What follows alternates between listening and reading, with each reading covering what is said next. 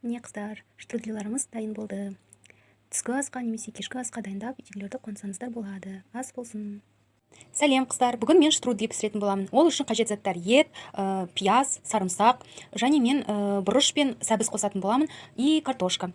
Сіздер қалауларыңызша бұрышты қоссаңыздар да, қоспасаңыздар да болады. Кез келген өздеріңіз қалған көкөністерді қоссаңыздар болады. Және тестосы жай ғана бешбармаққа арналған сияқты жылы сумен, тұзбен және қаласаңыздар бір жұмыртқа қоссаңыздар болады. Ал іске кірісейік. Ең бірінші етті жұмсақ болу үшін суға қайнатып аламын, одан соң қуыратын боламын. Міне қыздар, менде осындай 3 тесто шықты. Жай ғана бір шай қасық тұз бен жылы суды араластырып, ұнды иледім. Қазір енді бізге қажет пиязымызды, сарымсағымызды, сәбізімізді, картопымызды турап дайындап қоятын боламыз. Әзірге ет суда пісіп жатқан кезде турап алып, содан соң барлығын бірге қуыратын боламыз.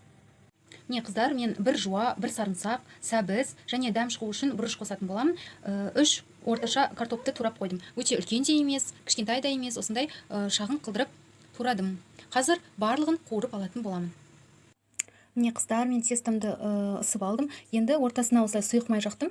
Сұйық майды жағып, барлық жағына осылай жағып шығамыз. Майлы қылдырып және рулет сияқты орап, пышақпен кесетін боламыз. Не рулет етіп орап алдым. Енді осыларды кесетін боламын.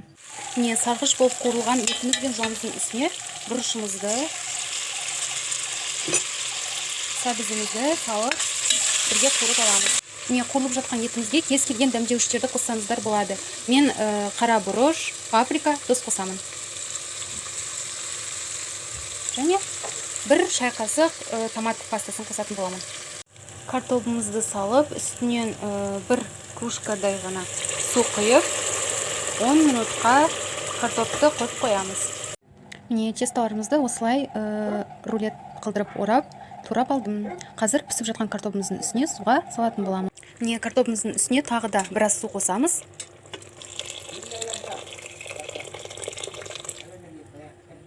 Және дайын болған рулеттерімізді салатын боламыз.